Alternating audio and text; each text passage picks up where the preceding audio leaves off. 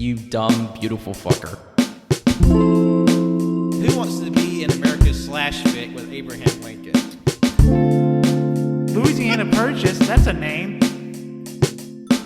You need to really get off my balls, okay? I'm gonna kick your ass. Also, why was Michelangelo so stinky? Ew.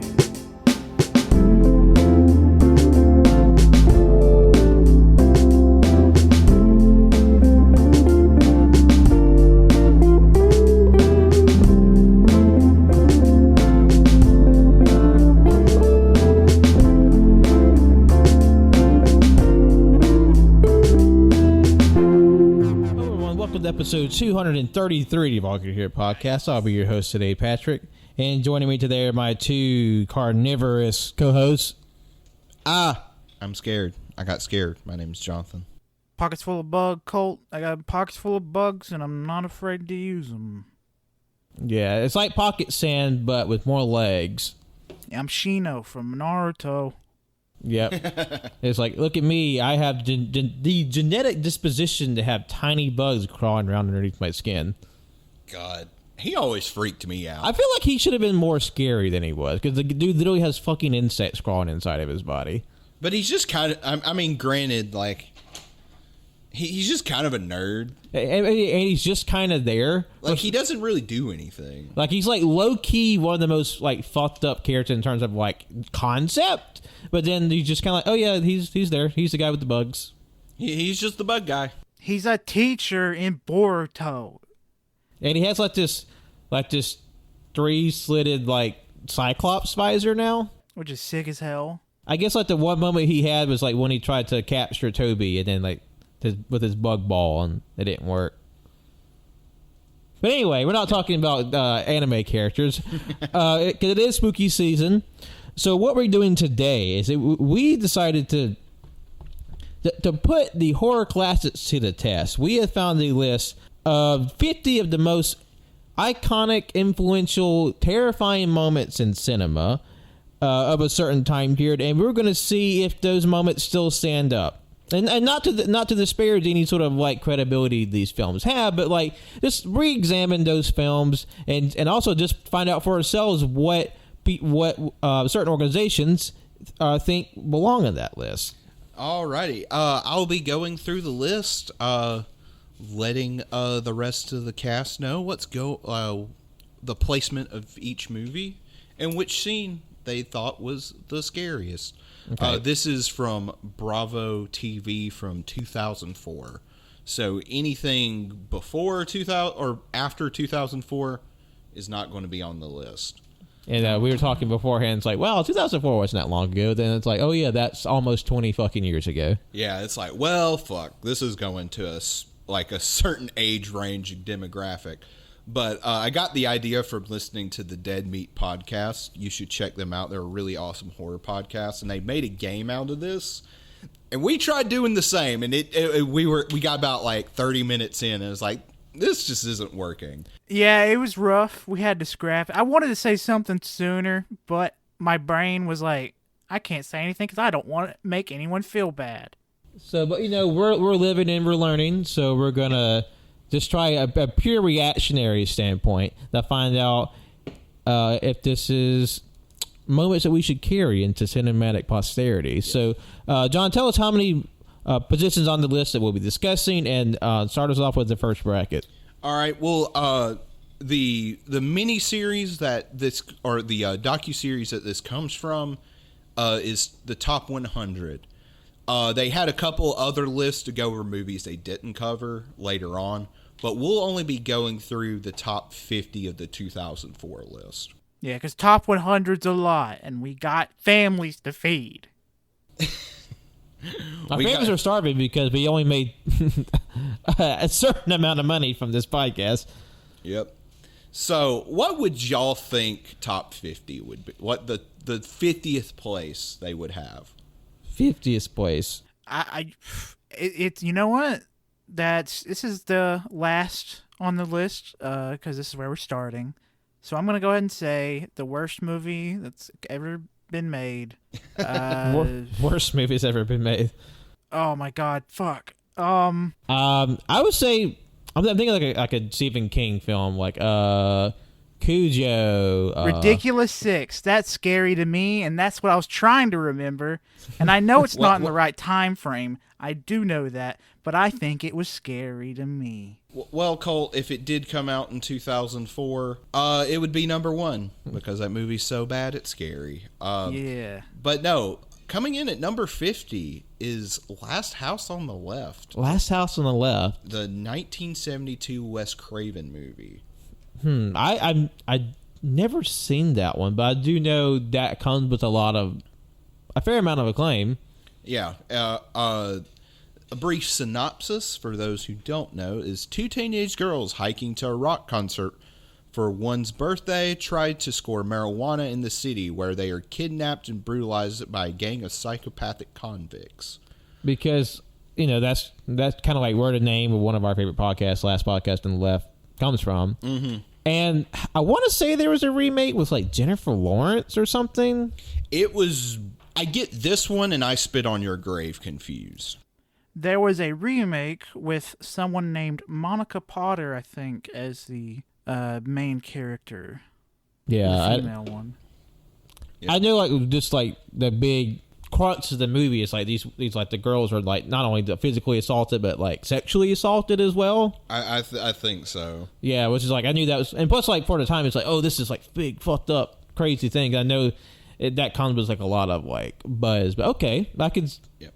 That's not one I think about a lot when I think like, oh, that's a big name scary, but I know it has like a claim. After scrapping the game version of this, I'm just suddenly remembering all these other fucking movies. Yeah. It's amazing what you'll be able to think of when you're not like put on the spot. That's fair. The scene they pick is Phyllis's death, and I kind of looked it up on YouTube and clicked through it, and yeah, it's a pretty brutal death scene. I mean, from the description alone, it doesn't sound good. What's number 49? 49 is a film I've actually pretty interested to see. It's from 1955 called Diabolique. Diabolique? Mm-hmm. It's a French film. It's in the Criterion. I've been looking to get that for a while. But a wife and mistress of a low school principal plan to murder him with what they believe is the perfect alibi. And the scene that they pick, and I guess this will be a spoiler, I probably won't remember this by the time we get to number 40, but the husband rising from the tub and the wife dies of a heart attack. I definitely not heard of this one. Yeah, this is a French movie. And I'm scared of the French. All they do is eat snails. That's a fact. That's not true. That is very true.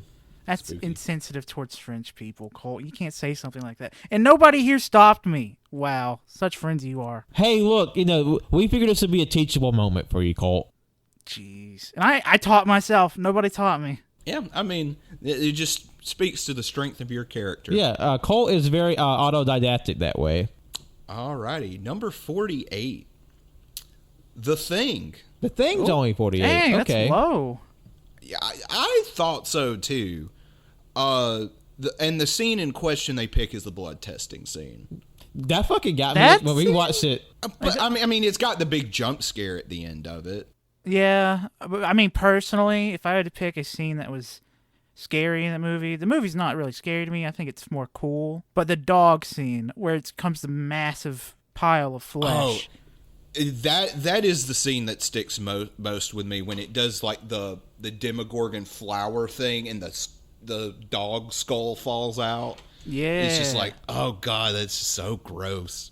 I think one of the scenes that stands out to me is the defibrillator scene. Oh yeah, where what's his face? Wilford Brimley loses his hands. Yeah, I will say one moment from that film that really sticks out in my head is like the dog, like when it's like walking down the hallway. That's like, this dog is like too smart.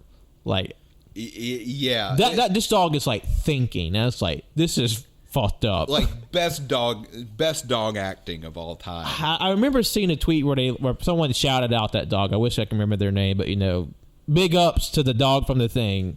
Mwah. Yeah. Great I acting. recently just bought this on 4K. Be interested to check that out. It's an amazing movie.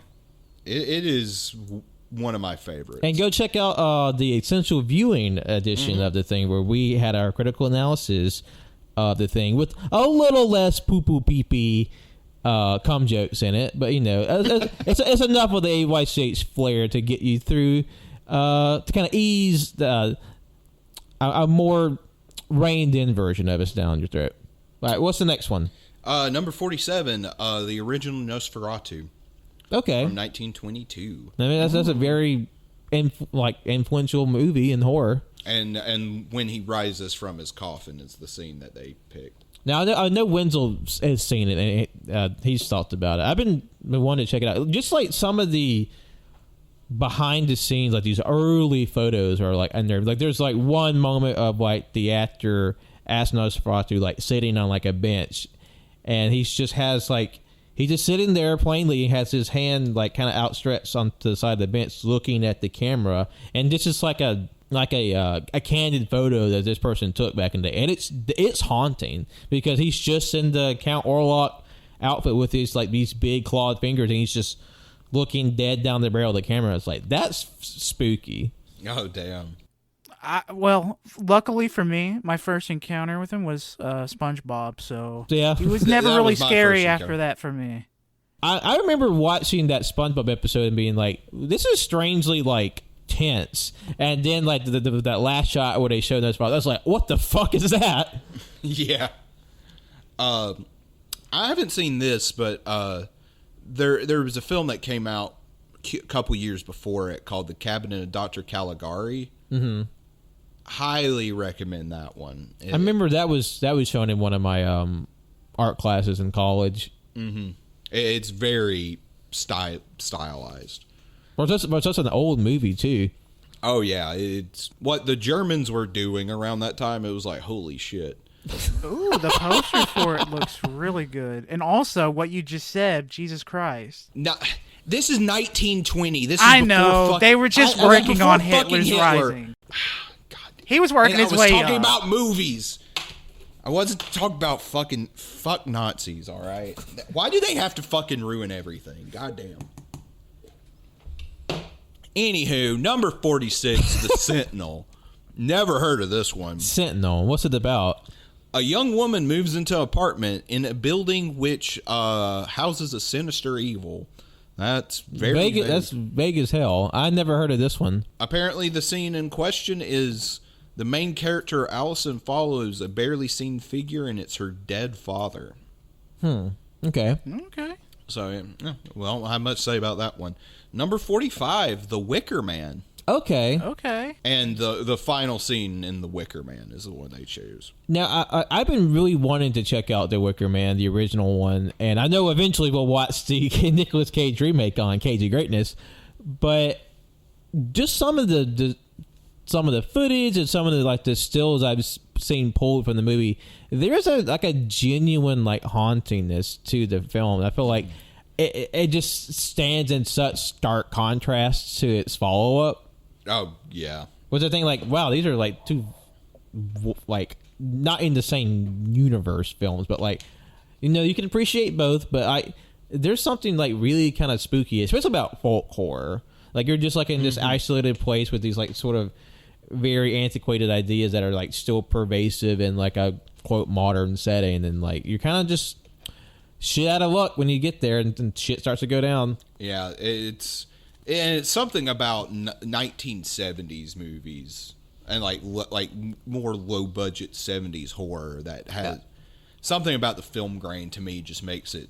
It seems more real somehow. Yeah, because a lot of times they were it was either made by a bunch of people who didn't really know what they were doing. They were kind of just learning on the fly, or people who were intentionally trying to make it seem like documentary footage. Yeah. Number 44, I've heard of this movie, but don't know much about it. It's called The Game. The Game, okay. It stars Michael Douglas, and it's David Fincher's movie right before Fight Club. Okay.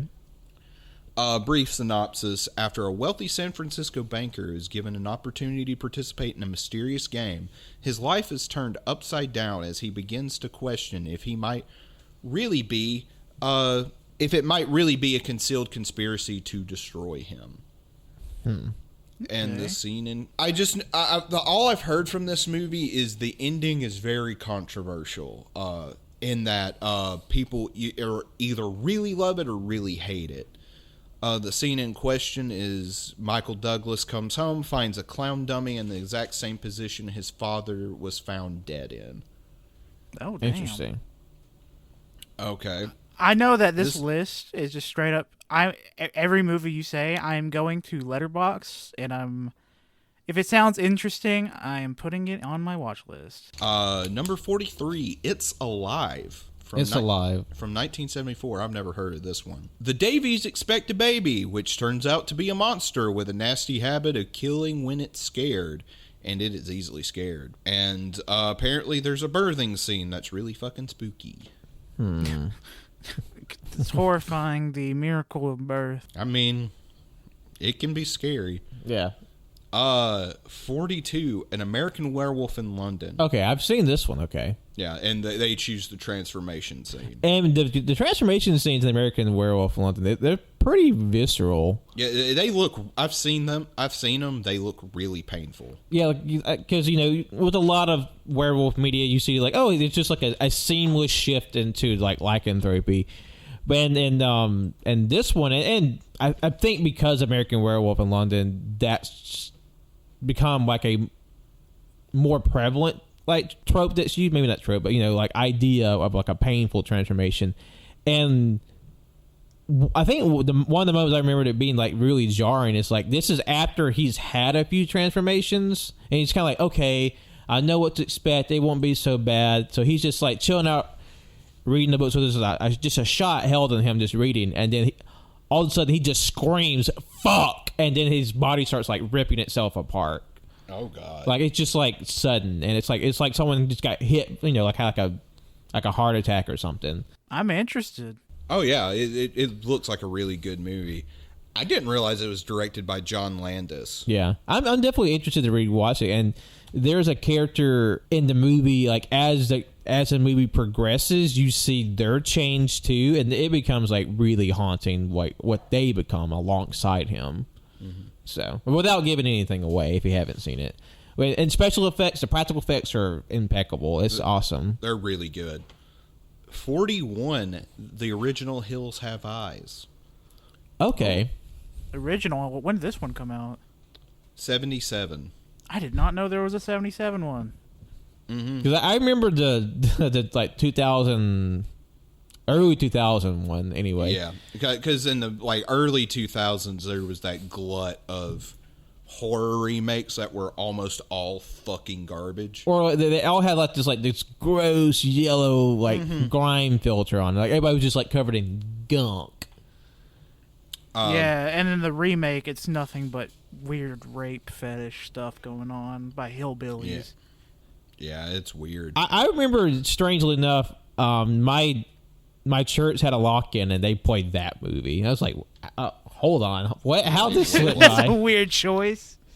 It's like you do talking know about the remake too. Yeah, the remake. It's like you do know a woman gets like assaulted in this movie, right? But whatever. Go off. Yeah. This was also directed by Wes Craven. He's going to be on this list quite a bit. I would imagine.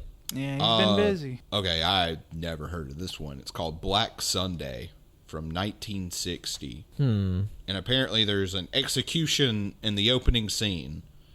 The synopsis is: a vengeful witch and her fiendish servant return from the grave and begin a bloody campaign to possess the body of the witch's beautiful look-alike descendant, with only the girl's brother and a handsome doctor standing in her way. Never heard of that one. If you can get the chance, you should look up the poster for this movie. It's actually pretty damn spooky. What does the poster look like? It's a person with huge open eyes with tiny black dot pupils. Yeah, it's kind of unsettling. I'm going to add that to my watch list just off the poster alone. Could be a terrible movie, but you know what? I'm in. Who knows? I mean, the strength of the poster, it gets butts in seats. That is very true. It's part of the marketing. We got 39. Dawn of the Dead. The original Dawn of the Dead? When the zombie gets decapitated by the helicopter blade. That just sounds awesome. I've only seen the newer Dawn of the Deads and the sequels that he did. What, the Zack Snyder one? Well, I have seen that. And also the one from, like, the early 2000s. Those are not Dawn of the Dead. They're sequels called, like, Place of the Dead, Walmart of the Dead. Land of the Dead and Diary of the Dead. Yeah, the newer ones. Those are the only ones I've seen. Dawn of the Dead, I know I've seen at least most of it. It's pretty low budget. Yeah. And it's late 70s, but it has a charm to it.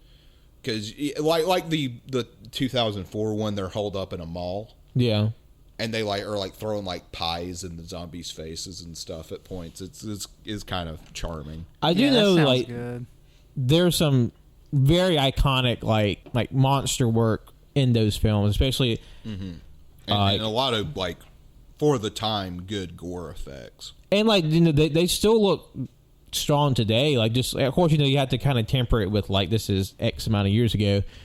But, I know there's a scene in either Dawn or Day of the Dead where a dude gets ripped in half, and I was like, oh, fuck. That, or no, he gets, his, stomach ripped into. I remember seeing that scene as a kid and be like, holy shit. Yeah. Or, the zombie, corpse woman that's all burned up, but just, her, skull and hair is still there. That's, a very striking image. A movie I've been trying to track down and is called Return of the Living Dead. It's not connected to Romero's. Yeah. It's from what I've seen, it's really interesting. It's really fucking bleak from what I've heard. And it has a cool punk rock aesthetic. Oh yeah, that's on HBO Max right now. Okay. I'll be checking that out later. I thought I recognized that name. I was like, that's on my watch list, and I remember looking at a trailer for it. It looks really good. But because, George Romero, he makes Night of the Living Dead, and the guy he made it with, somehow he got the rights to the phrase Living Dead. So that's why, Romero's movies are only of the dead. And this guy, who's kind of a hack. A lot of the movies he made, he made Santa Claus, CLAWS. Okay. Like garbage like that, and the studio bought the script to Return of the Living Dead and just did a page one rewrite. They were like, we're only buying this for the name. I will say, someone on my letterbox I follow who deals more particularly in horror films and schlocky films, they recently rewatched Return of the Living Dead 3 and has this, oh god, this punk rock girl with blades and shit sticking out of her. I guess I think she's a zombie and there's a guy trying to fuck her or something. I heard it's not good, but I'm sure it has its fans. Oh yeah. But moving on to 38, moving pretty fast along these. Peeping Tom. This was a movie, came out, I think, right before Psycho, and it kind of had a similar plot, but it kind of pushed the boundaries further than Psycho did, and it just destroyed that guy's career. Oh, because people, kind of took him he's an actual pervert or something? Mm-hmm. Shit, that sucks for him. Damn. Yeah, and Michael Powell, he's, 40s, 50s, had, some of, the greatest movies ever made, The Red Shoes and stuff like that. But he was in a movie that people just took a little too literally. That's too far. You're the horrible person for being involved with it. Well, I mean, and Psycho, had its fair share of pushback when it came out, too. I know the main guy who did I can't remember his name, but the main actor who played in Psycho. Fuck. Who played Norman Bates. I know who you're talking. Anthony Perkins. Anthony Perkins. I know he had a lot of kind of he had trouble finding work after the film. He that's why he kept going back to it several times after the fact. And I've heard the Psycho sequels are pretty good for what they are. Yeah. 37, House on Haunted Hill. from 1959. That's the one with Vincent Price? Yes. Okay. The scene in question, Nora's looking for a secret passage and then turns around and a freaky-looking woman is right there. A millionaire offers $10,000 to 5 people who agree to be locked in this large, spooky, rented house overnight with him and his wife. Now, I don't know too much about the original other than like Vincent Price, iconic actor in it. I have seen the late 90s, early 2000s remake, and it's dog shit. I mean, like, because we watched it with a group. Oh, the one with Liam Neeson and Owen Wilson? No, that's The Haunting. Oh. The House on Haunted Hill, it has Jeffrey Rush as, like, Vincent Price. And oh, God. Famke Jemison, the lady who played Jean Grey. It has, Allie Carter. Mm-hmm. And I think a rapper in it. Hold on, I gotta look this up. Because Allie Carter, there for a while, she was kind of like, she was a new burgeoning scream queen. She was in a lot of horrors at the time. And God, it was like, honestly, obviously we watched it in a setting where like this was a certain group of people. This is like, this is their favorite so bad it's good movie. But for me, it was damn near intolerable. If nothing else, for just the sheer amount of strobe lights in it. It's just like, what if like half the movie just had like seizure like level of like flashing in it? Oh, God. And like, Chris Kattan's in it too. It's a wild cast. Because I remember The Haunting remake and that being just absolute garbage. I remember catching that on TV and I'm like, why am I watching this? Man. Number 36, Cape Fear, 1960. Oh, with Robert De Niro. Oh, Actually, the original. Oh, okay. All right. The remake of Cape Fear, the Scorsese De Niro movies, on a later list. Okay. A lawyer's family is stalked by a man who once helped put in jail. Okay. Number 35, Aliens. Okay, Aliens. Okay. Mm-hmm. I know some people would probably quantify Aliens as closer to an action movie, but like, I think it's the first two Aliens are sick as shit in just completely different ways, and like the second one's still pretty scary and fucked up. Like the fact you have Newt, this like little girl character, like running around and just like the sewer shit, and like one of the moments that really stuck out to me was like you see her little like hidey hole, and then like later you see the xenomorph like rise up out of the water behind her. And I remember this is probably the first time I was watching the movie and my parents covered my eyes. Oh, wow. Yeah, there's one scene when Ripley or whoever goes down in the basement where like all the people are like mushed up into the wall, and like one person's like still alive and like, oh, get me out, and then that's when the fucking chest burster starts to shoot out and you see like the blood and the bump, and then my mom's like, whoop, not watching that. Yeah. That's when she stops it. Apparently at that moment. Apparently. The scene in question is Ripley and Newt are trapped in a small space with two face huggers. Also the final confrontation at the end between her and the Queen, and the airlock's open. You bitch. Iconic. The Queen was fucking scary. I love the Queen. I want a figure of the Queen so bad, but they're expensive as hell. Oh yeah. Oh, I can imagine. 34. Never heard of this one. The Hitcher. Oh. The Hitcher. Oh, it's got Rutger Hauer. He's the guy who plays the main replicant in the original Blade Runner. Yeah. The guy who gives the Tears and Rain speech. Yeah. Yeah. Someone I know was, because we kind of like struck up a friendship online of just talking about horror, and they said the Hitcher was one of their favorites, and they say it's pretty intense. And like Rutger Hauer is like, he does like a fantastic job in the film. Okay. Ooh, that Don's having a reaction. No, it just sounds really intense. Do you want me to? Someone gets torn in half. Is there a trigger warning here? Oh no, nothing that bad. Blue Velvet's later on the list, like number 80 on the list. That was an obvious joke. someone gets torn apart in half with 2 trucks. Oh, I'm like, damn. I'm like, fuck. Jeez. Like, just like... I'll have to add that to my watch list. I've been meaning to watch that ever since I was told about it. Okay. Alrighty.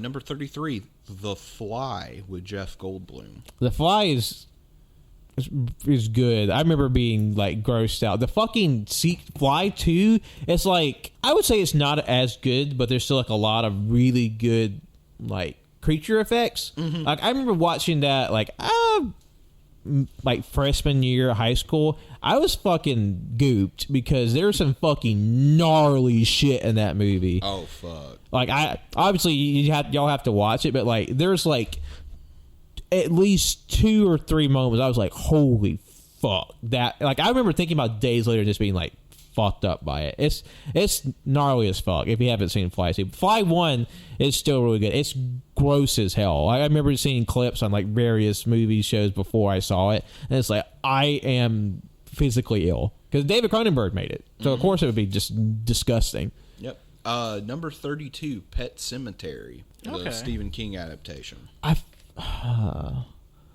think I've seen bits and pieces of Pet Sematary.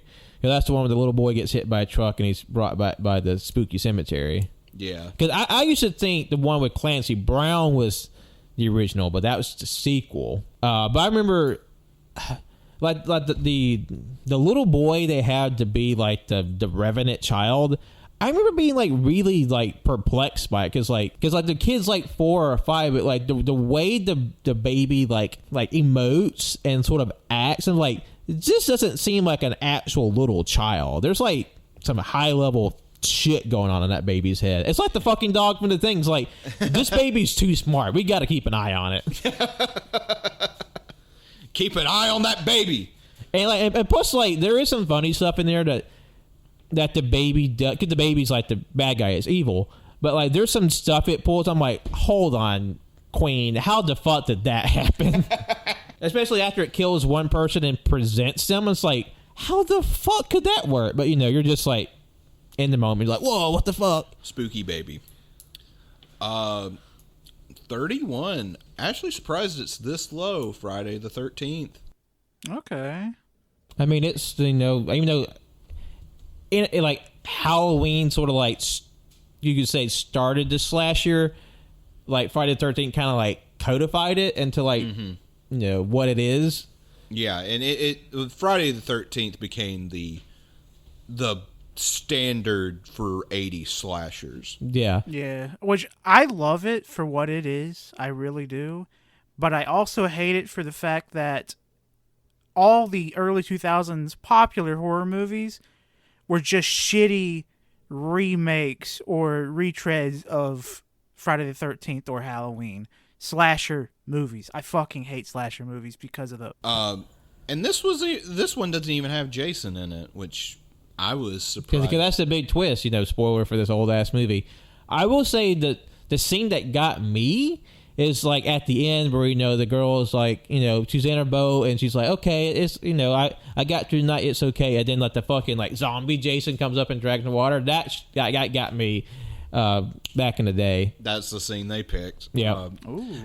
I know there's a sequel. I think it's 3 where they do that again. And that's the one I've seen. Okay. I haven't seen as many of the Jasons. I know I've seen a few. I think I've seen 4, 5, and X. If you want a good laugh, find Siskel and Ebert's review of Friday the 13th. Yeah. Just all of them. They act like that movie just was like morally reprehensible. Jesus. And you just see these like really eloquent men just get like so like viscerally offended by the movie. And shout out to Cannon, who's not here today. Friday the 13th is one of his favorite series, and I would say I've heard good things about. There is a series of fan films called Never Hike Alone that do like this sort of updated version of Friday the 13th, but still kind of doing with the spirit without going like to the the oversaturated like early 2000s version. I've heard of like fan production that's ranks among the best in terms of like production and like the actual quality. I think they're all on YouTube. Okay. Never Hike Alone. We have to give that a little watch. Number 30, The Blair Witch Project. Okay. I remember distinctly when this movie came out and just being like, what the fuck? I'm like asking my mom several times, like, what's up with this movie? Like, is it real? Like, I was really just like freaked out by it. Yeah. My parents were very quick. They're like, nah, this is fake. But yeah, Blair Witch Project, early found footage movie, kind of popularized the genre. Whoa. This is like a specter in the dark. We have a Dat Cannon guy in the shadows. Hello, everybody. Whoop, I lost an ear. And of course, the scene in question that they choose is the last shots of the movie. Yeah.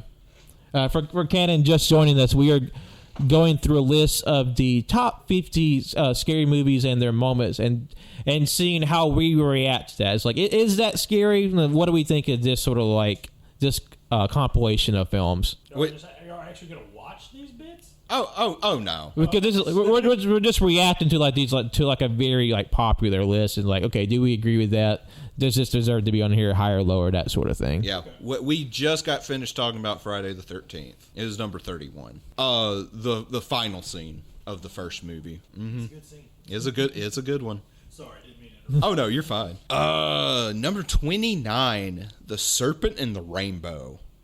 I've never heard of this. I haven't heard of that one either. That's the first time I've heard of that. I heard of the Rainbow Serpent, but not the Serpent and the Rainbow.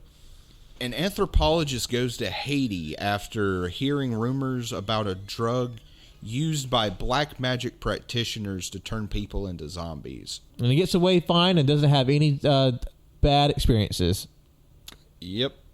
It's another Wes Craven. Did he do? Jesus Christ. It's the 1988 Serpent and the Rainbow, right? That's Wes Craven. He's on a lot of this list, even in the back half. I just haven't seen many of his movies to know what his movies are like. So. Yeah, I know of them. I just haven't seen a lot of them.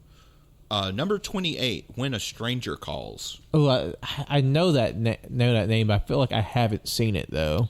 A psychopathic killer terrorizes a babysitter, then returns 7 years later to menace her again. Okay, that's one like the call coming from inside the house. Yeah, the call's coming from inside the house. Okay. Yeah. That's iconic. I remember the remake vividly whenever I was little. Because that was a part of that like early mid 2000s remake binge. It's kind of hard to get the calls coming from inside the house when we had cell phones then. Mm-hmm. So, bringing back a bit from the part that we were recorded earlier, number 27, Frankenstein. Okay, really? There it is. Yep. The scene that they choose was actually one that wasn't in the movie until like a restoration of it. Until it was restored, where he accidentally kills a little girl. Yeah, that was obvious. Obviously, the Hays Code wouldn't allow that. Yeah. I don't think I've seen that one. I've seen the Universal Dracula, which for what it is, it's really fun. Number 26, Seven. Oh, sorry, and Brad Pitt and Morgan Freeman. Okay, I haven't seen it, but I know like I remember like in like clip shows of people like them going through like the different like. Not trap, but like the set piece kills. Yeah, because the thing of the movie is it's about a serial killer who's killing his victims based on the 7 deadly sins. Yeah, and these scenes are actually pretty damn dark and pretty scary, especially the glutton one. That's the one that sticks out very vividly in my head. Yeah. Oh yeah, I was about to say the gluttony one. That was like that's probably the one I remember the most. I think it's like the first one.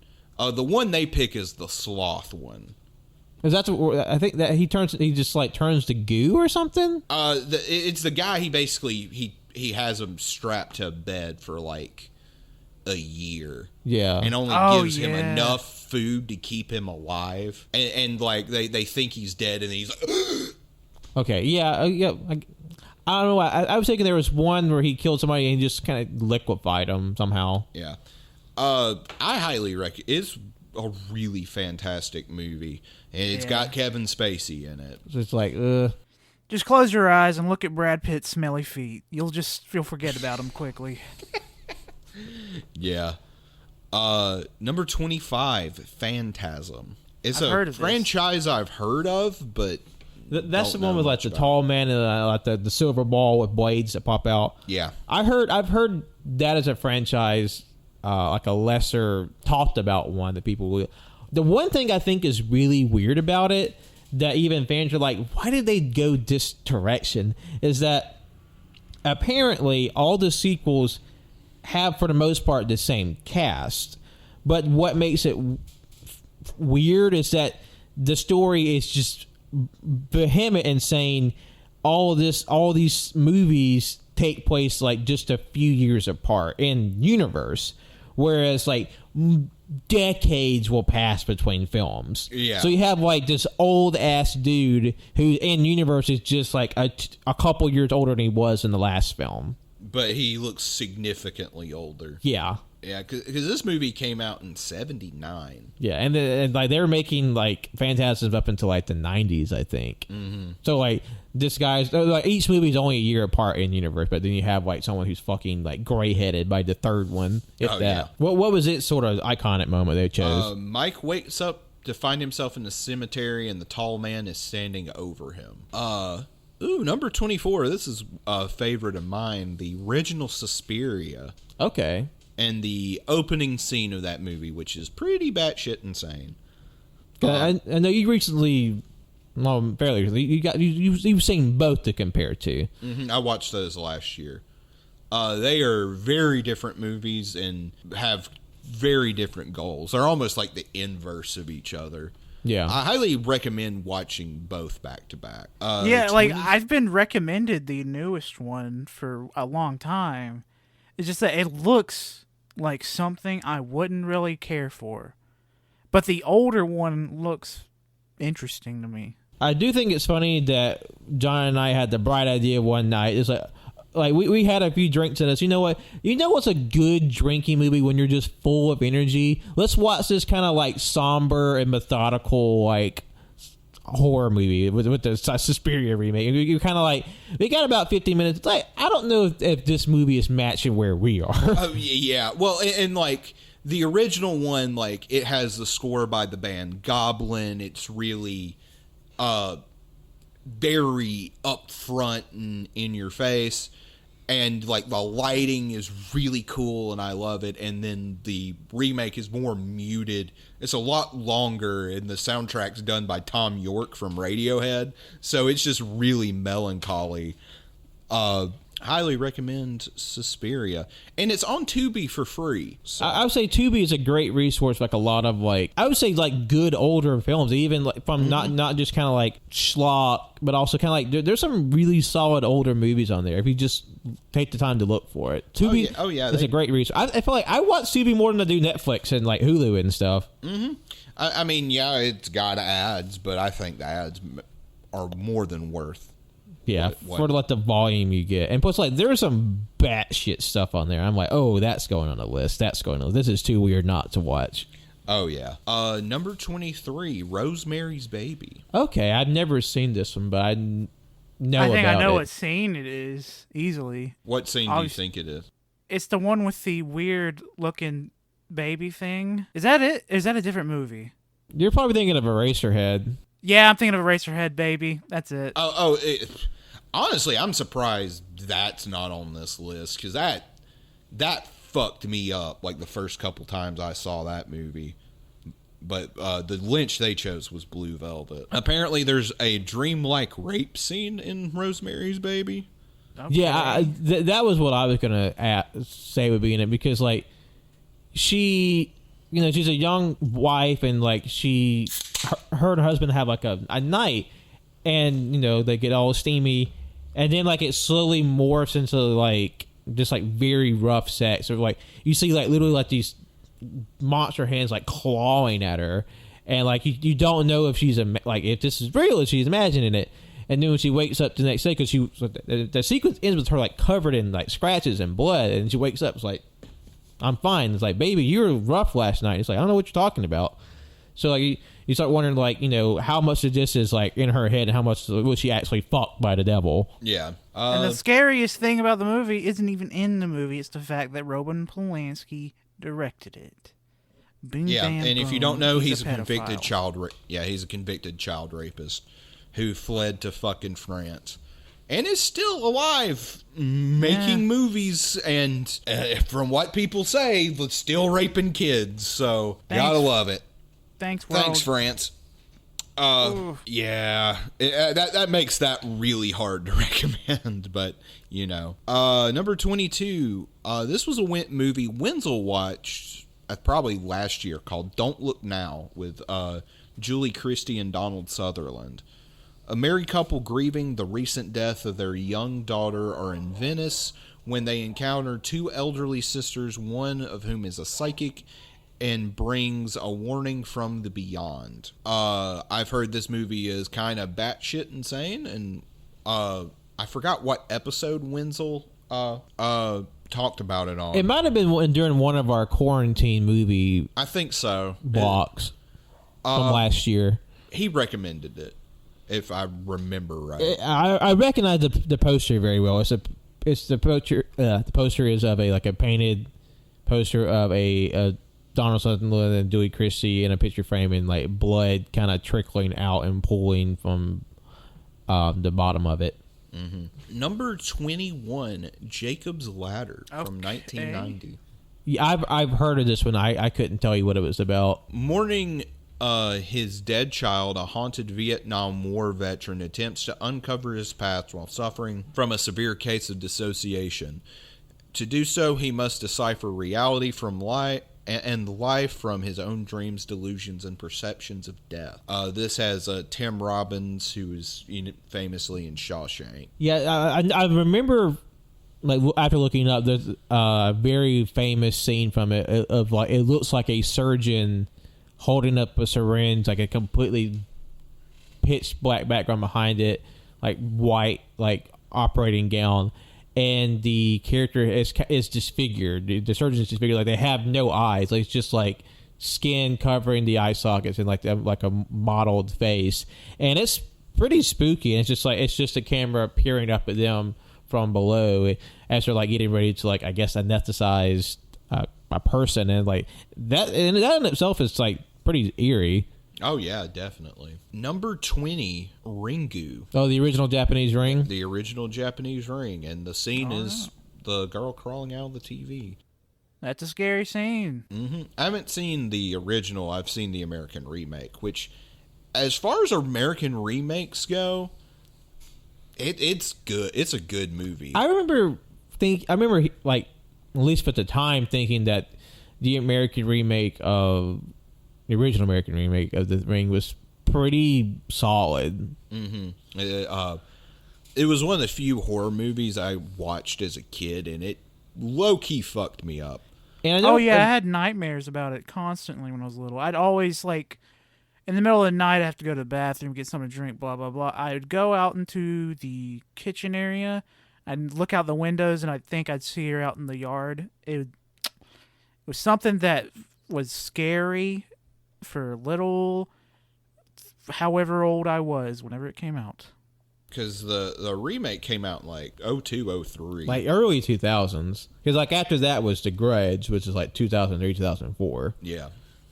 And like I remember like that was one of the first times I remember hearing about a movie like a big name adaptation of like a foreign film. Yeah. I mean, obviously, there are many other instances before that, but it's like the first one I was aware of, like, oh, this is the American version of it. Yeah, same here. I was like, oh, this is a American remake of a foreign movie.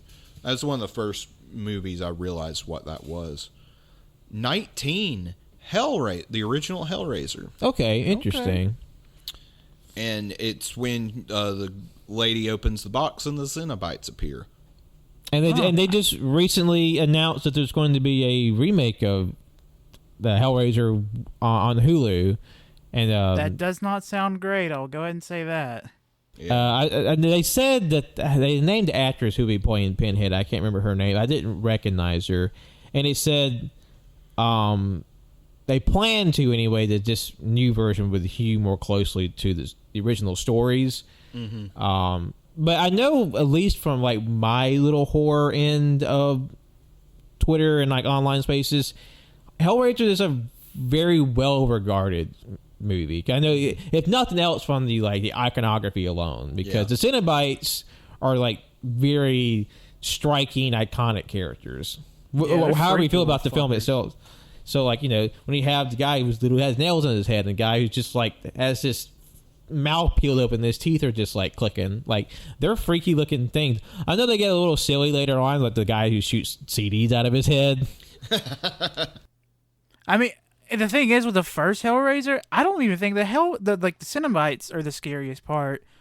For me, it'd be the weird flesh mass that's living in the attic that one of the characters is feeding. I feel like that's the scariest part of the whole movie. Has anyone here seen it? I have. I haven't. I know. Remember, you and Wenzel had seen it. I'm thinking about watching it this month for spooky movie. It's Okay. definitely worth watching. I've heard that the first two are worth watching, and then the rest of it, all 13 of the others, not good. Oh man.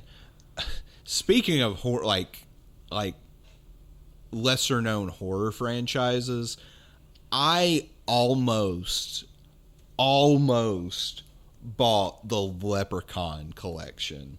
Oh shit! Really? You would have made a good decision if you did. I'll say that.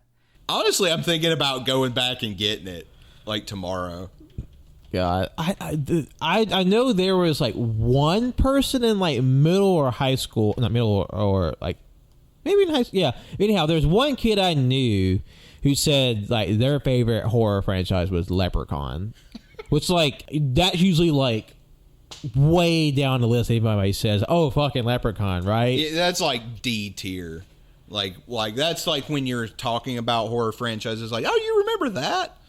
I remember back in the day, Walmart would have the little not end caps, but the little islands that had all of the movies, and at that time it was VHS.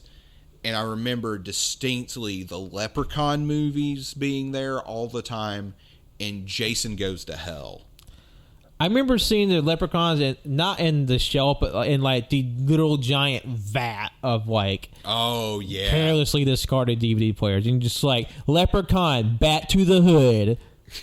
Yeah, that's the one that I was like, is that even part of the original, or is this a weird scary movie parody? It's part of the original franchise. It's just a part of the franchise. You know what? Y'all talked me back into it.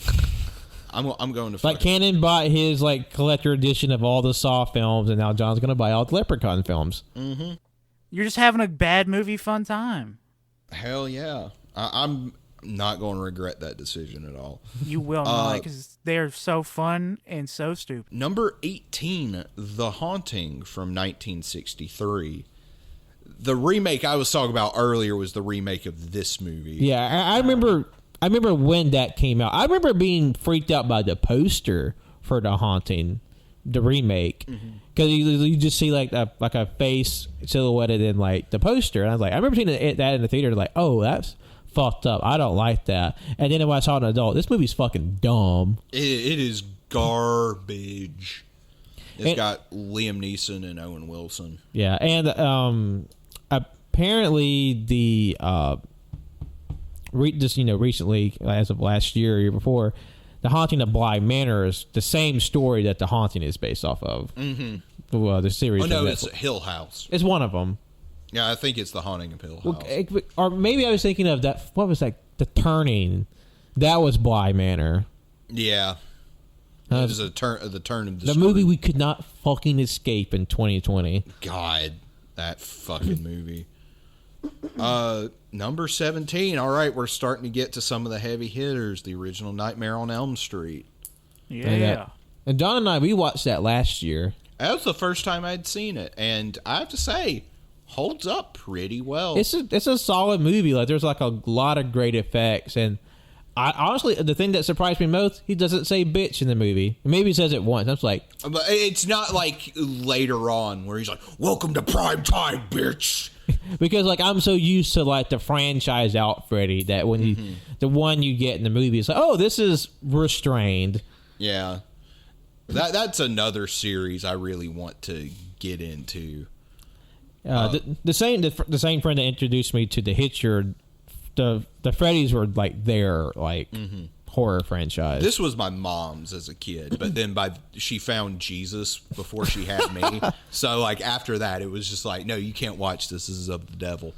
The scene that they choose to highlight is when the girl gets like drug up on the ceiling. And yeah, that's pretty shit. fun. I remember being pretty like surprised by when Johnny Depp gets swallowed by the bed, just fucking Old Faithful geyser of blood shoots out. God, I was not ready for that. I'm like, Jesus Christ. And it's like a solid like 5 minutes of just Like that's like a neighborhood's worth of people just like gooshing out right there. Number 16, The Omen.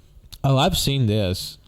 I remember watching this a freshman year of high school. It was in my history class. There was some assembly that day where everybody except for like 5 people in my class went to.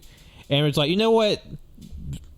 Let's just watch a movie. It was around Halloween time. The assembly was a long ass assembly. I don't know why we weren't there. I didn't give a shit because we watched The Omen.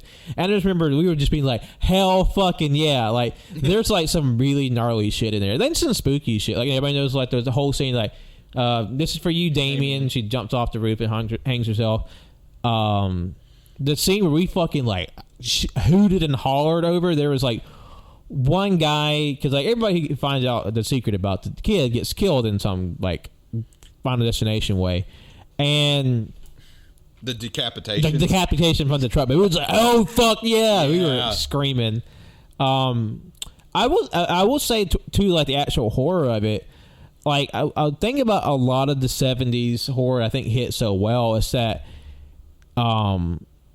when stuff happens, it kind of just feels sudden. Like, you know, like how people kind of die sometimes without, like, you know, with a movie where someone jumped off the roof and smashed in the window, guys, they hung themselves. Like, there's like sometimes how people die, it feels so sudden and like without fanfare, it kind of just has an impact. Like, oh fuck, like they're dead. Yeah, it's like that's it. Yeah, I remember like we all got together and watched it a few years ago. I think. Colt, are you still there? I'm here. I'm trying to remember. Like when you say we, do you mean us? Yeah, it was like I think it was before Pat, but I think it was the rest of the lads. Yeah, and it's the little demon fucker. Oh, and there was a birthday party at the beginning of the movie, I think. Yeah, where the lady's like, "Oh, this is for you, Damien," and jumps off and kills herself. Wasn't that like the director's daughter or something? Okay. Or like the girl who killed herself, she was like she was a daughter of like a staff, like a production member. Yeah, I don't really know much about the behind the scenes other than it was really troubled apparently. And like the whole like story of like the people died and there was like a quote curse. And I remember like when the remake came out in the mid to late 2000s, like when it came out on 6/6/2006. Yeah, when they had Liev Schreiber and like some other person in it. And there's like, I think the actress who was playing the mother is like, yeah, it was really spooky for me too, just like the old ones. Like one time I came home and like my picture was crooked. I thought that might have been a ghost. Like, lady, people died making the first one. It's like Jesus Christ. Number 15, Freaks. Freaks From 1932. Oh, the old one. Yeah, this movie has a very interesting history. And it's a movie that, unfortunately, we will never have the full version of.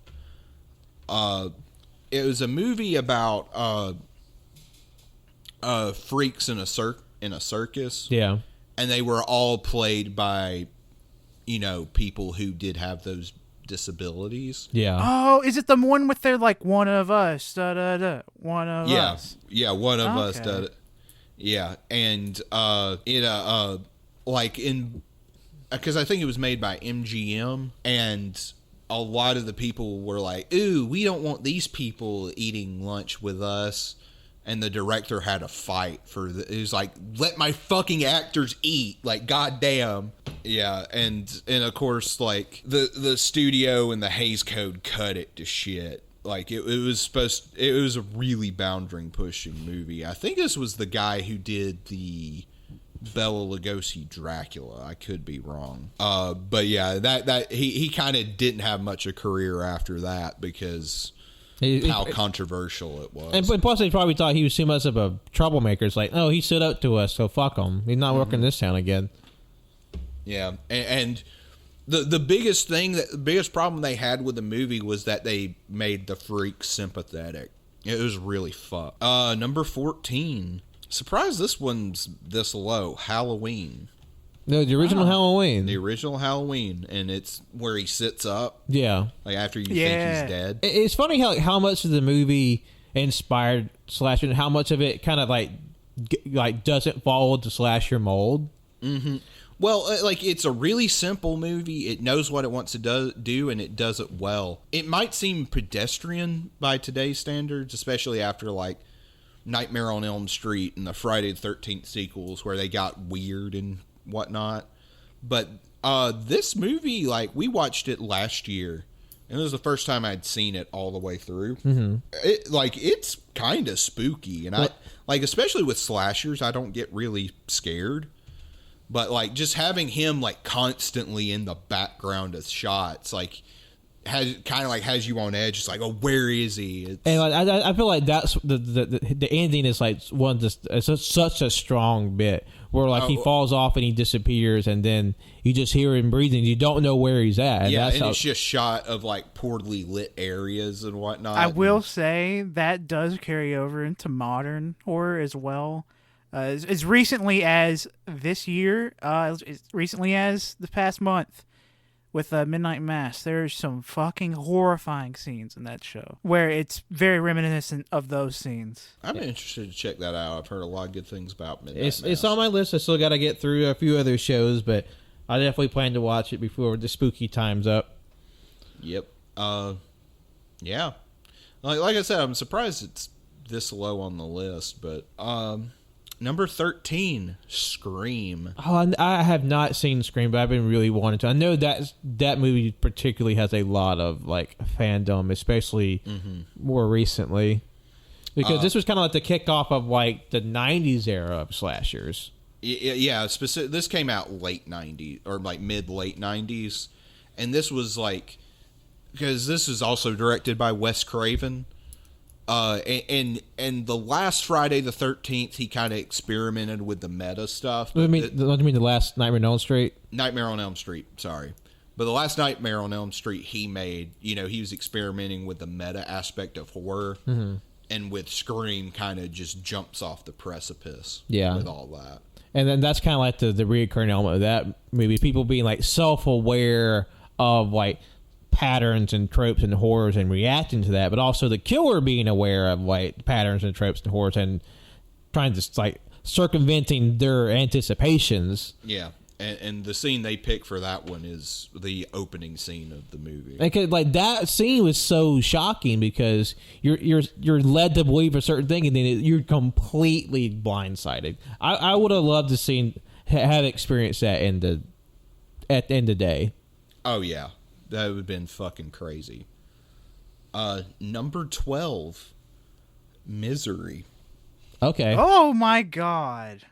Fuck. And it's the scene you're thinking about, like the most well-known scene from it.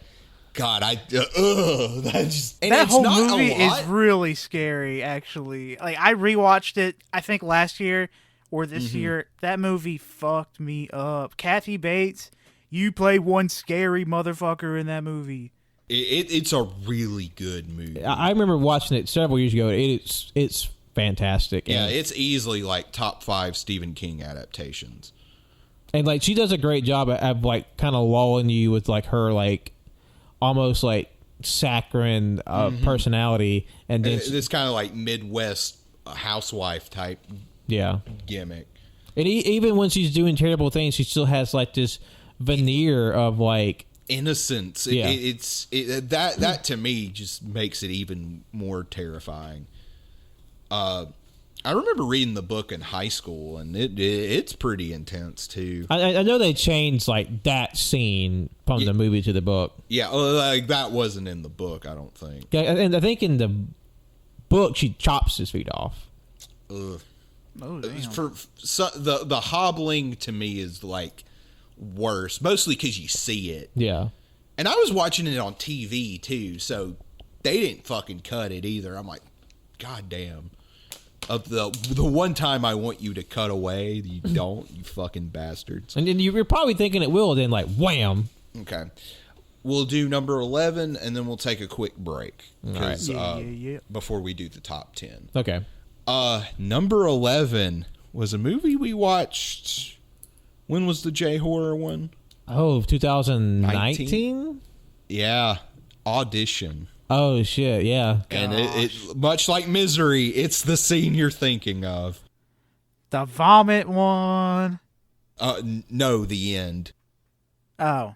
With the That's, foot. whenever I think of Audition, I think of the vomit scene. I think of when she's sticking needles in the dude's eyeball. Like, fuck. They're both equally fucking fucked. That is one of my all-time favorite bits from the show. It's like telling y'all that she literally puked in that scene. The actors wanted to use her real vomit for it, and y'all just be like, "What the fuck?" That's like a top 10 moment for me on this show. And like Takashi Miike, you are a fucking psycho. and I love you for it. I really do. Go off, my man. I still don't think I can watch Visitor Q. Oh yeah. It's just like, there's just some things I don't need to see. Like just read the synopsis of the movie, and It's like it's just like that's enough. I'm like, I appreciate what you're doing, Mr. Miike, but I'm gonna keep that over there. yeah, I'm just going. What the fuck? Yeah. What the fuck? Yeah. I mean, it sounded fine up to a point, and then it says he proceeds to have sex with his daughter, who's now a prostitute. Excuse me? Yeah, there's necrophilia and just disgusting. This is the description of the movie. Why would you put that there? I feel like that's something big. The thing is that's just the beginning of it. That's not like a lot of the worst shit. Jesus. Yeah, because I guess like Either that or like the synopsis is just like, hey, we're just putting this out here so you don't get blindsided. so like the whole thing like that whole bit is like this is the tamest parts of the movie. So if that's too much of an assault on your senses, you know how to check out. Yeah, to avoid that one. But we're going to take a quick break for 10 through 1. And some of these, I'm like, hell yeah. Actually, most of these. And then it gets real disappointing, I'll say that. All right. So, we'll be right back. All right, welcome back, everybody. We're in the second half of the show, and also in the last portion of the list where we have now the top 10 scary moments and scary movies in cinema, according to this particular list. So, John, hit us with number 10. What movie do we have? Number 10 is Wait Until Dark from 1967. This is a movie starring Audrey Hepburn. And she plays a recently blind woman who is terrorized by a trio of thugs who are in search of a heroin-stuffed doll they believe is in her apartment. This certainly is a movie that came out in 1967. Just from that description. And the scene in question is because she's blind, she can't see, and like just the hijinks that ensue. I say hijinks, but it's really tense of how they're trying to sneak around and she hears them and then, tries to look for it for them. And So what you're telling me is that Wait Until Dark is actually the inspiration for Don't Breathe. Yeah. Kind of. God, just imagine Audrey Hepburn just beating the fuck out of somebody with a claw hammer. She just like throws a knife. Like she's just laying in a puddle of water. She hears them like them stepping. She's like, ganks them. You know, I want them to CG her killing her home intruder. Oh, and it'd be like a terrible job, a terrible edit job. So she's like, she looks like she's like just like copy paste. That'd be fucking funny. That'd be good as fuck. Like, but the thing is, like, she's black and white. And the rest of the movie is in color and high definition. Number 9. This was a movie I actually watched earlier this year. Night of the Living Dead. All right. Okay. There's a scene where a woman one of the women gets stabbed by her zombie daughter. Oh shit. Yeah.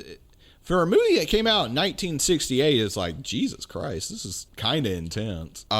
Number 8. Another movie I've seen, but is Carrie. Oh, it's been a long time since I've seen Carrie. But I know I've seen it, the original Carrie. And the Stephen King adaptation. Yeah, it's one of the better ones, and it's the scene is the one at the end where she comes to the grave and Yeah, I remember seeing that for the first time. It got me. yeah. The one thing I thought was very haunting was like, because like her mother is just like deranged religious fanatic, and she's like just berating Carrie the whole movie. Like she literally like assaults her daughter for having breasts. It's like, you've grown your dirty pillows, and beats the fuck out of her. Yeah, there are parts of that movie that are kind of hard to watch. And the scene that really fucked me up is like, her mother has like her full mental break, and she is chasing Carrie around their house with a knife, and she's doing like the sign of the cross with her butcher knife after she's already stabbed Carrie, and Carrie's like it's like she's been abused by her mother her whole life, and she like sort of still reluctantly reacts, and knives fly out of the drawer, and they like stab her mother in a crucifix fashion. Like she's pinned against the wall, like this like entryway into the kitchen, and she gets like stabbed in like her hands and like her side and her feet, and then she dies in like this like very like elaborate moment. And it's like, and the whole scene's like up to that point is just harrowing, because like this girl has just been traumatized, gets fucking turns on supernatural powers, and then like as powerful as she is in this, like beforehand, she's completely coward in front of her mother, which is like just shows like how much influence a parent can have when there's an abusive force in a person's life. And God, like that scene of, I think it was Piper Laurie, just that stuck with me. And plus, like, it's harrowing to see what Harry goes through the whole film.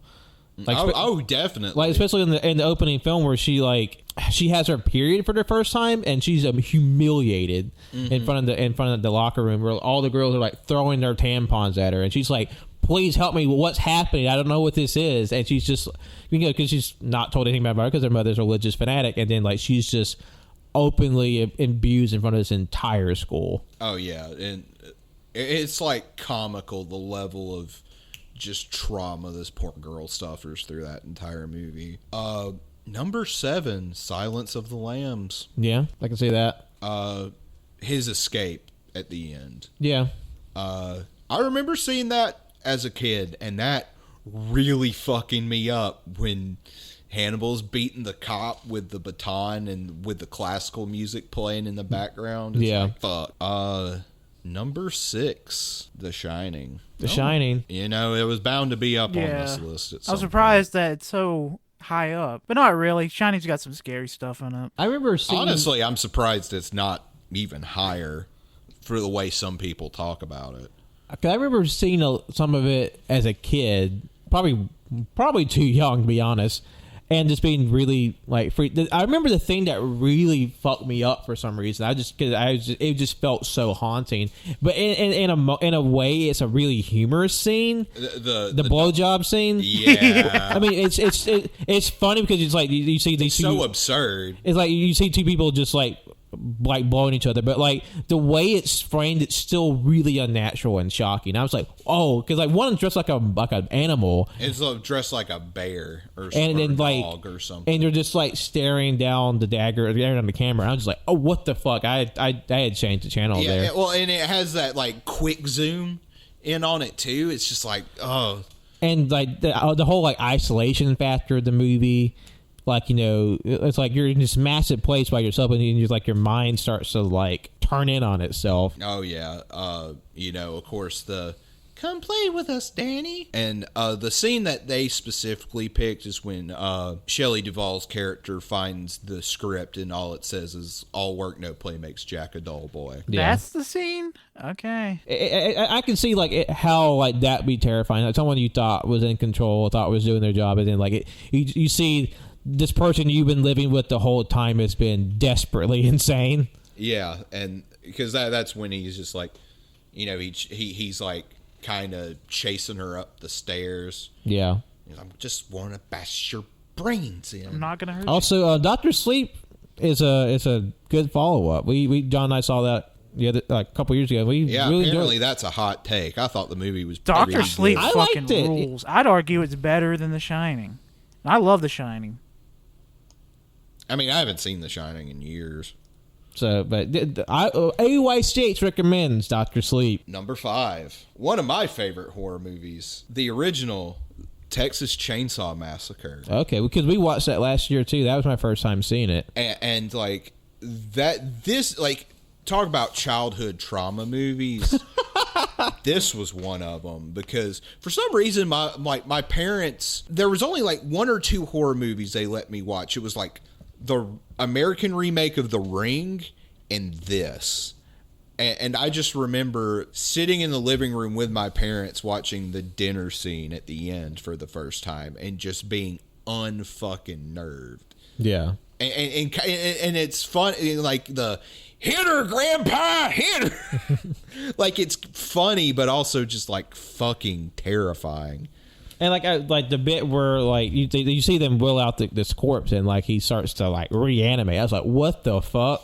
Oh yeah, the scene that they choose is the first appearance of Leatherface. Yeah. Where it's just that wide shot of the guy walking down the hall, no music, nothing. Leatherface just pops up, whacks him in the head, pulls him in, and shuts the door. Yeah. It fucking spooked me. It's And then the bit where she like the girl runs out and is like, wah! He drags her back in. Mm-hmm. And there's a person I follow online who's very much in the horror. They do like their little sort of talks on like certain pieces, and Texas Chainsaw is one of their favorites. And one of the boldest choices of the movie is that set this horror film in broad daylight. oh yeah. And they made a very interesting point because I can't remember if they were sort of reiterating what the creators said or this was their observation from it. They said you're just as likely to have the most terrifying moments, the worst day of your life under a bright sunny day as you are in like a downcast one. Or you're even more likely. True. Yeah, like Because, like, outside of this and Midsummer, there aren't many movies I can think of that are just mostly set in daylight. Like daylight horror is like this subgenre you don't hear too much about. Yeah, well, and like with Texas Chainsaw, like it makes up for it with you just like you can feel the oppressive heat, Yeah. like radiating through the screen. And something about 1970s movies feel like they was hotter.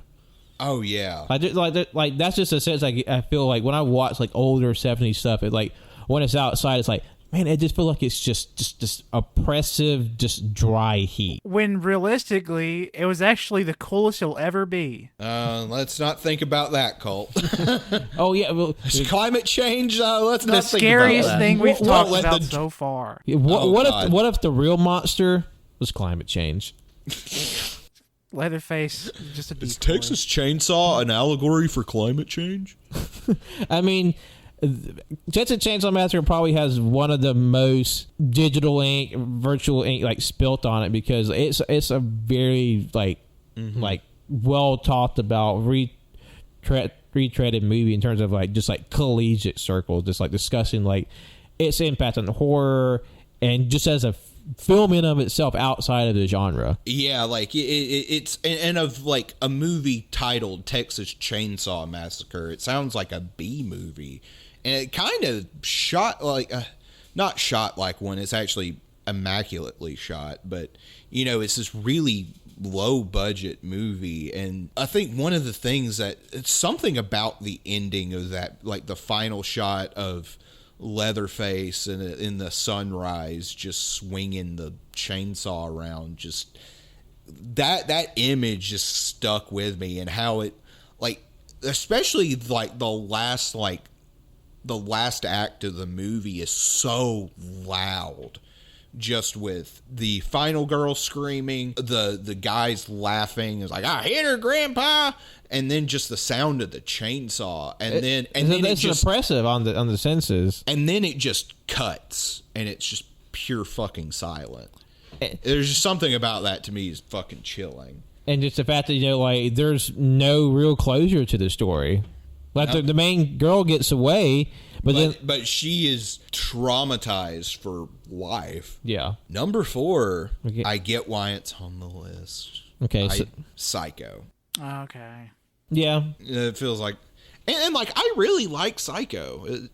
It's definitely not my favorite Hitchcock by any stretch, but it's still really good. And of course, the shower scene. Yeah, you know, that sort of transcends cinema in itself. For me, it was when it turns to the scene in the basement where you see where the she turns the mother's corpse, and it's revealed. That fucked me up as good. Like, what the fuck? And then she wasn't hurt a fly. So I figure with some of the, like, since we're in like the top 4 now, the elite 4, it's even if me personally may not be like affected by it, like these are like movies that have like made huge impacts, and even if they're not like have like and the same sort of impact for us, like it just sort of turns the global like reaction to end film. Like these are important films. Oh, definitely. Like I get why it's this high on the list, even if I don't think you know, like, because you know, if you are involved in any sort of film culture, you're going to see the shower scene long before you actually see the movie. Yeah. And then there's like a lot of digital ink spilled on like how Norman Bates, you know, and like how people kind of viewed him as a trans woman, and this dates back to misrepresentations of Ed Gein, and there's a lot to untangle with that. But moving on. Number 3. Surprised it's this low, given its reputation. The Exorcist. Oh. Okay. Still top 3 is like, that's nothing to sneeze at. Yeah, but I mean, especially around this time, because this list is from 2004, I would figure this would be a lot high, like honestly, like at number 1. Like I know, like nowadays people have watched it and like, oh, some of the stuff doesn't age well, it looks a little goofy. But I remember growing up, like, if you were brave, you admitted to watching The Exorcist. Because that's for me. Like I even to this day, I've yet to see it, and I kind of feel like I missed out on it being like a scary movie. I feel like it'll still have impacts in different ways. But I remember very clearly, like, in being like middle school and like elementary school, or maybe not elementary, but you know, like being in school, be like, this was like the most fucked up movie you could watch. Yeah. Like it was like nothing else could surpass it. And like, of course, when you live in a very religious part of the world, like this movie that had such striking like blasphemous images in it, like that's going to hit a lot harder. And like obviously the movie's about God saves the day, so like why is it like being so like kind of pushed back? But at the same time, there's some really provocative stuff in there that kids probably shouldn't be watching, I would say. Yeah, like I mean, like you said, it's very, I don't want to say pro-Catholic Church, but you know, it's you know God wins in the end. Yeah. And a lot of people, I've heard this movie hits a lot differently depending on your belief. Yeah. Like if you are very much involved in Christianity, like very much practice it, this movie's fucking terrifying. Oh yeah. Yeah. This was like if Wenzel was here, he'd probably agree that this movie, or at least for me, it fucked me up because I grew up in a Christian household, and that like I believed all this shit was real. I thought like this little girl was actually fucking possessed, spinning her head, throwing up, and it's another one of the movies up there with Ring where I should not have watched it at such a young age because it definitely did not help me. I remember just seeing like certain like clips as a young teenager. I mean, like really fucked up by it. Like the bit where like the demon face shows up, that fucked me up. And like, I mean, granted, that for me that got ruined by a lot of like the screamers back in the day. yeah. But like the scene that fucked me up was I was actually about to watch the movie. It was me and Cody. We were like, hey, let's go find The Exorcist, and we saw a clip. We were like, okay, let's watch this, see what it's like. And it's the masturbation scene. Yeah. And we were like, nope. I mean, that's probably one of the most, like, I guess, blasphemous, provocative. Like, Jesus, fuck you. Yeah, like, it's strangely, I remember seeing an ad for The Exorcist on TV. Like, this is it. We're playing Exorcist on TV. Like, there is no good goddamn way.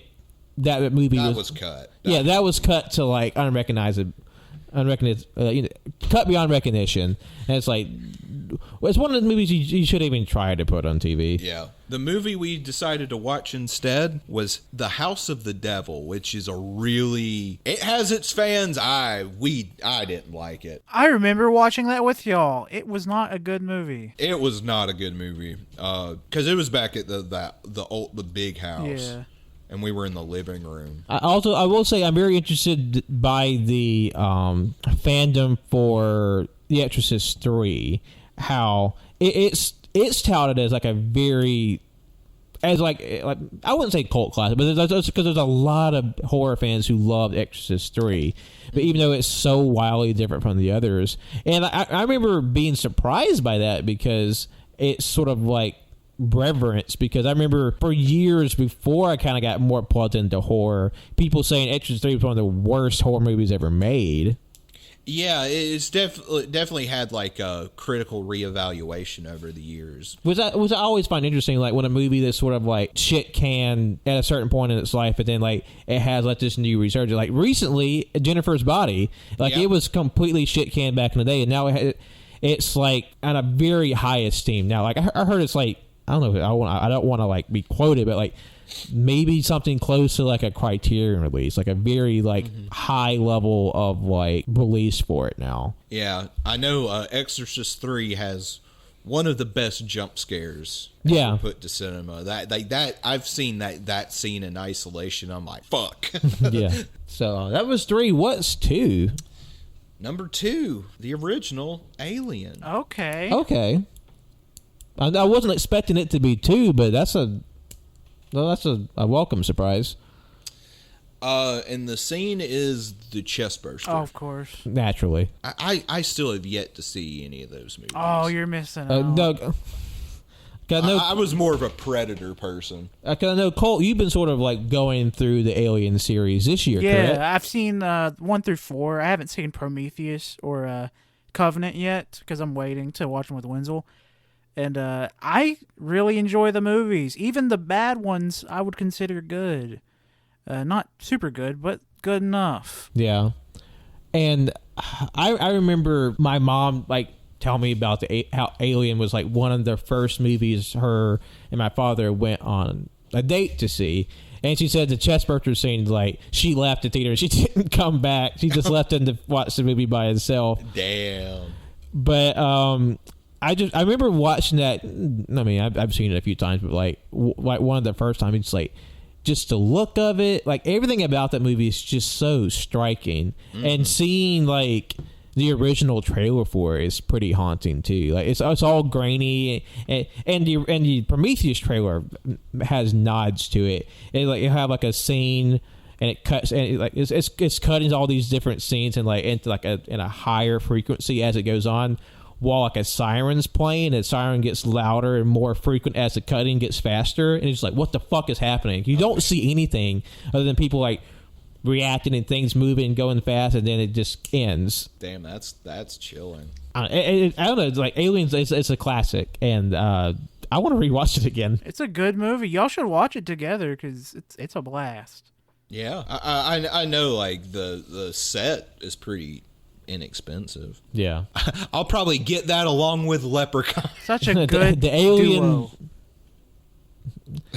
Wow. Like, you just walk in from Best Buy with 2 DVD sets. I got Alien and I got Leprechaun. What you want to watch? God damn.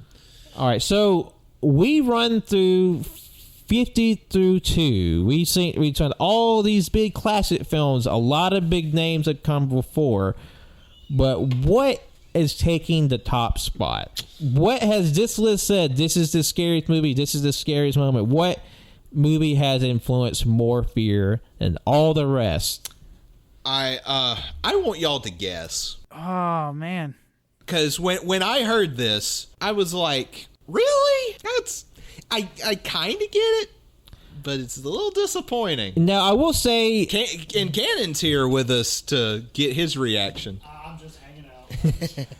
He's just along for the ride. Now, I will say it isn't fair for me to guess because I'm pretty sure I know what it is. I think I remember this reveal. So, Colt, why don't you guess what this... guess the... I want to say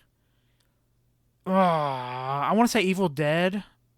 I feel like the scenes with the possession, especially the woman floating, and then the way that she and everyone else dissolves around Ash into these dust and goo monsters made out of cream corn. I feel like that was pretty scary. That's actually much lower on the list. That's more towards 100. Boom. Now, John, before you give your guess, what would you have thought number one would have been? Oh, man. I don't know. Like, I know I've seen the one after this, and A Clockwork Orange was really high. And I thought it was on this one, but it's on a different one. I'm not really sure. Like, as far as, like, I know, like, ones I would want on there, but, like, as one, like, to represent, like, its impact on film, I don't know. Yeah. Now, I will say, if I had to guess what would have been scary, number one, I would have said The Exorcist. See, that's what I would think. Like, even though, like, I probably wouldn't find that movie scary today, but... Just in terms of, like, its impact. Do you know what number one is? I'm 99.9% sure I know what it is, 'cause I think I remember, like, seeing this when it came out. What is it? Is it Jaws? It is Jaws. Fuck Yeah, off. that's what I thought. Eat my shit. Yeah, that was sort of my response. I was like, really? I mean, like, you wouldn't think... I mean, you don't think Jaws is scary now, but, like... In terms of the impact, there are people who saw Jaws and they wouldn't take a shower. They wouldn't take a bath because of the fact that this is the water. Like, the fact that, you know, a shark is probably one of the most, like, primordial fears people have. And, like, you know, obviously this is like a very fantastical shark, but, you know, people are still afraid of sharks today by itself, and this movie only exacerbated that. So I feel like in terms of just hitting a fear in a very particular time in, like, movie consumption history, like, it's valid. Obviously, I remember seeing that at times, like, what the fuck? That's not scary. But, like... But, I mean, people would refuse to go in the water. I mean, I'm sure there's people alive today who saw Jaws and they don't go back to the beach because they're just like, that movie fucked me up. And the part of fear is that it preys on this sort of, like, illogical part of your brain. Yeah. And even though the odds are people being attacked by a shark are, like, but incredibly small. Oh, definitely. So, but you know, that's just a thing you worry about. 'Cause you know there's sharks in the water and shark attacks do happen. So every time you go in the water, like, what if this is the day that the big shark comes out? That is very true. I just remember I've seen most of the shitty sequels. So, like, the illusion of Jaws has been very much shattered for me. I remember seeing the finale of 2. I mean, like, that's kind of sick because, you know, they blow him up in the first one. Mm-hmm. But I remember in the second one, they tricked the shark into biting, like, this live wire, and it electrocutes, like, he, like, burns his eyes out and shit. It's like, oh, that's gnarly. Yeah. Now, Jaws 3D is fucking funny. because the whole movie is like, oh, no, shark's coming, and like, you know, the 3D bit is that the shark very slowly approaches the screen. Everybody's just like, "Wah!" Just like freaking out and screaming. It's just like painfully slow migrating toward the screen until just a window breaks and aquarium fills up just like a tank. Fuck! I was like, was it that a 3D or was it The Revenge? It's 3D. God, because I remember watching all of those. Like, I don't even think I've had to see I have had to have seen the original Jaws. I just don't remember much outside of the big moments, you know, like the black eyes, lifeless eyes, like a doll's eyes. And I mean, I remember seeing it as a kid and it being like fucked up. Maybe not so much by the shark, but like when what's his name gets eaten by the shark and he's like puking up blood. That fucked me up. I was like, oh fuck, that's crazy. It's wild to me that movie's rated PG. Yeah, that's a PG movie. But granted, PG also meant something back in the day. But yeah, that's the top 50 of the top 100 list. The entire series is on YouTube. Probably not going to link it in the description. We don't want YouTube to take it down. But yeah, give it, and it's like I was kind of watching through some of it, like preparing for this, and I was like, oh yeah, this is painfully early 2000s, but it's really fun to see what people in 2004 thought of Scary Movie moment. I definitely interested to see how in the 17 years or so after this was made, like, what would be on that list now? What would be like the top 100 movies today? Or maybe just do a separate list, like what are the top horror films of the last 20 years? Like, yeah, that would be a good show idea. Even if they spanned of all time, the scariest movies, in my opinion, have released within the last 20 years. Yeah. Most of them in the last 10, for me at least. I'm trying to think what, like, you know, we got the A24 stuff, Get Out, Hereditary. And plus I feel like from like my own sort of interpretations of the movies and like gleaning what people say about the last 5 to 10 years of horror, I think there's a very interesting conversation to be had because I feel like horror is much more divisive now than it's ever been. And not just because like the advent of like social media. I kind of feel like what people consider horror and like this sort of new form of horror, people feel like, oh, horror is smart now. Or like people trying to say that horror has only been like intelligent or had something cromulent to say within like the last half decade, which I don't believe that to be true at all. Oh yeah, me either. Because I feel like horror's always had intelligence behind it and reason behind it and purpose. It's just, I think there's just an overly narrow focus on the new as like, oh, this is the best of it. But also, at the same time, we can't forget the past horror at the same time. But there has to be a proper place and appreciation for all the time periods. Oh, definitely. And like what's come before and what's being made now. Yeah, I think like I'm a fan of this. I hate the title, but like the elevated horror, quote unquote. I like that aesthetic more usually, but I think even just calling it elevated horror is pretentious. Yeah. It's just like, just because it's not shot in this particular style or drawing from these level of resources that it makes. And plus, I feel like it's kind of, it has like this inherent like dismissiveness to it. Yeah, like and horror is already a genre that's very much maligned. And I mean, not to say that it isn't deserved in some aspects, because there's a lot of garbage in horror. Yeah. But to me, there's a lot of very interesting stuff that you don't get out of an Oscar bait drama. And like I think it's a disservice to the genre that we don't have like a high ranking award that's allowed to be given to horror. Like, you know, like it was taking an enormous change for like a horror movie to be like presented at the Academy Awards, despite a lot of tremendous performances coming out of horror recently. Mm-hmm. Like, and not to mention anything that's come beforehand either. Oh yeah, the fact that Toni Collette didn't win Best Actress the year Hereditary came out is a fucking sin. Like nobody from Get Out, like any of the acting from Get Out was like nominated. I mean, it got nominated, but like yeah, like they didn't win. Like I honestly, I think Get Out was probably, as far as the movie I've seen, the best film of that year. I mean, I know there's a lot of people who thought Us deserved some sort of acting nods. Oh yeah. Like the biggest sin of that movie is it came out in March, or February. So, but I think it's been an interesting journey through like these like older films, and I'm interested to tackle the other side of it in the last 20 years of horror, which I think put a pin in that. We may get back to it. Yeah, good idea for later.